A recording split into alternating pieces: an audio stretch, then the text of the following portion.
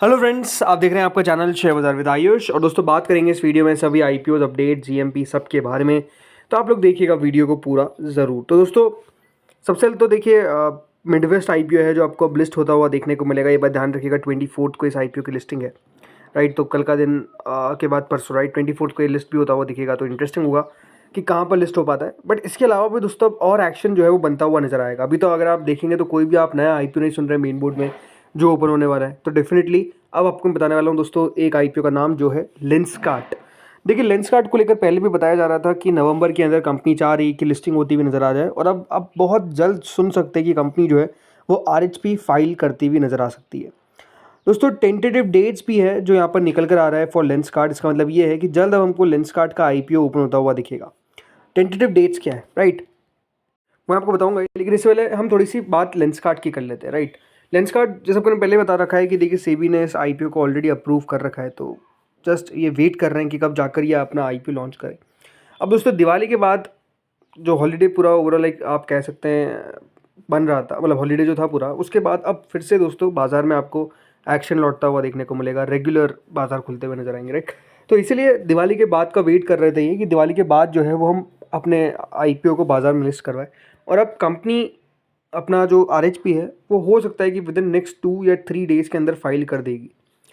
इसका मतलब ये है कि कंपनी का दोस्तों जो आईपीओ है वो बताया जा रहा है according to what tentative dates are, मतलब ये हो सकता है कि डेट्स चेंज भी हो जाए, बट ऑलमोस्ट आप कंफर्म मान के चलिए कि इसी के बीच ये आईपीओ बनता हुआ दिखेगा।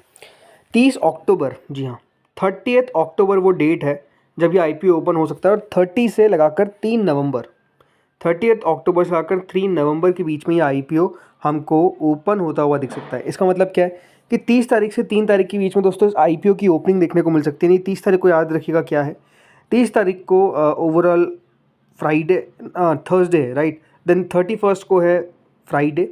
देन थर्सडे के बाद 1 तारीख, 2 तारीख को सैटरडे संडे, और 3 तारीख को मंडे। तो इस तरीके से याद रखिएगा ये आईपीओ हमको ओपन होता हुआ दिख सकता है। ओवरऑल दोस्तों जो बताया जा रहा है वो ये बताया जा रहा है कि कंपनी का आईपीओ लगभग 8,000 करोड़ का रहेगा, जिसमें 2150 करोड़ का कंपनी फ्रेश इशू रेज करेगी। 2150 करोड़ का फ्रेश इशू है और बाकी का ओएफएस रहेगा। टोटल मिलाकर लगभग 8,000 करोड़ के आसपास का ये आईपीओ रह सकता है। अब वैल्यूएशन क्या कंपनी तय करती है, आई थिंक सबसे ज़्यादा बाजार उस पर नज़र रखेगा। बिकॉज अगर आपको याद ही होगा हाल ही में एक न्यू लिस्टेड कंपनी, मतलब new age company, right, new listed नहीं, न्यू एज कंपनी में अर्बन कंपनी की लिस्टिंग हमको देखने को मिली, और उसने निवेशकों के दमदार पैसे बनाए। रीज़न क्या था, वैल्यूएशन बाजार को बहुत पसंद आई, बिजनेस अपने आप में बहुत पसंद आया। Same goes with Lenskart also. Lenskart भी अगर आप समझेंगे तो बिजनेस काफ़ी शानदार है। कंपनी, बड़ी बात क्या है कि FY25 में प्रॉफिटेबल भी हो चुकी है। लगभग कंपनी के साथ दोस्तों जो रेवेन्यू है वो रिपोर्ट किया गया 7,000 करोड़ के आसपास का, और प्रॉफिट आया है, जी हाँ, FY25 में कंपनी का प्रॉफिट आया लगभग 297 करोड़ का। तो कंपनी प्रॉफिटेबल हो गई। तो ये अपने आप में बहुत बड़ी बात थी। और लेंसकार्ट याद रखिएगा भारत का और एशिया का लार्जेस्ट आईवेयर रिटेलर है, जिनके 2,000 से ज़्यादा स्टोर्स हैं, 1 करोड़ से ज़्यादा कस्टमर्स हैं, और एक यूनिकॉर्न स्टार्टअप है, राइट। तो ओवरऑल यहाँ पर इसका वेट रहेगा। ये बात है ज़रूर कि 8,000 करोड़ का अगर आईपी रहता है तब भी रिटेल का हिस्सा 10% ही रहेगा। तो रिटेल को बहुत बड़ा हिस्सा नहीं मिलेगा, ओनली 10% का रिजर्वेशन रखा जाएगा। उसके पीछे का रीज़न है बिकॉज कंपनी पहले लॉस मेकिंग थी, तो कंपनी ने उस समय 10% ही रिटेल कोटा रखा। अब देखते हैं आरएचपी में क्या वो चेंज होता है। वैसे तो नहीं होगा 10%, या मान के चलिए, बट ये बात सही है कि ये अपने आप में एक बहुत ही इंटरेस्टिंग कंपनी रहेगी जिसका वेट मैं भी कर रहा था, और इस आईपीओ में पैसा ही बन सकता है।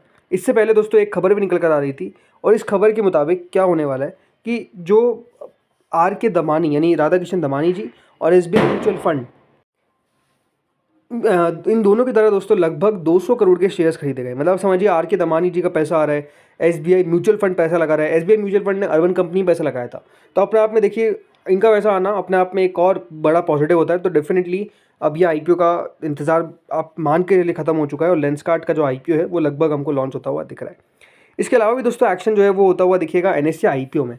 अब इसको लेकर भी एक बड़ा अपडेट दिया है दोस्तों NSE के जो आशीष कुमार चौहान है उनकी तरफ से, और उन्होंने कहा कि हो सकता है कि संवत 2082 यानी जो अब दोस्तों नया संवत चला है, आज जो नया साल है, राइट, तो संवत 2082 जो है उसके अंदर हो सकता है कि आपको लॉन्च होता हुआ नजर आ जाए NSE का आईपीओ। जी हाँ, ये खबर निकल कर आ रही है जिसमें दोस्तों NSE के जो मैनेजिंग डायरेक्टर और CEO है आशीष कुमार चौहान, उन्होंने इंडिकेट किया कि सेबी से कुछ रेगुलेटरी अप्रूवल बाकी है, और जैसे ये रेगुलेटरी अप्रूवल मिल जाएंगे, जिसमें सबसे जो बड़ा वेट हो रहा है वो है एनओसी का, नो ऑब्जेक्शन सर्टिफिकेट का, वो जैसे दोस्तों मिल जाएगा वैसे एनएससी का जो आईपीओ है वो यहाँ पर लॉन्च करने की तैयारी हो जाएगी। उन्होंने कहा कि होप कि अगले संवत यानी जो संवत 2082 है इसके अंदर आपको एनएससी का आईपीओ भी आता हुआ दिखेगा। चांसेस बहुत ज़्यादा हाई है कि एनएससी का आईपीओ संवत 2082 यानी इस साल के अंदर आपको आता हुआ दिख जाएगा। और माफ़ करिएगा थोड़ा सबको साउंड दिख रहा होगा पटाखों का, बट डेफिनेटली दिवाली है तो पटाखे तो चलेंगे, राइट। इसके अलावा दोस्तों आईसीआईसीआई प्रू एएमसी, मतलब अब कौन से मेन बोर्ड आईपीओ सबको वेट करना है, तो देखिए इसमें आईसीआईसीआई प्रू एएमसी एक आईपीओ है जो लगभग 10,000 करोड़ के आसपास का हो सकता है, राइट। पहला आईपीओ ये हो गया। दूसरा आईपीओ दोस्तों ग्रो का है जो हमको लॉन्च होता हुआ देखने को मिलेगा जल्द। लेंसकार्ट के बारे में हमने बात कर ही ली है, ये भी हो सकता है कि देखिए बहुत जल्द हमको ग्रो की भी न्यूज़ सुनने को मिल जाए कि ग्रो भी अपना आईपीओ लेकर आ रहा है। तीसरा दोस्तों जो आईपीओ रहता हुआ नजर आएगा वो है पाइन लैब्स का।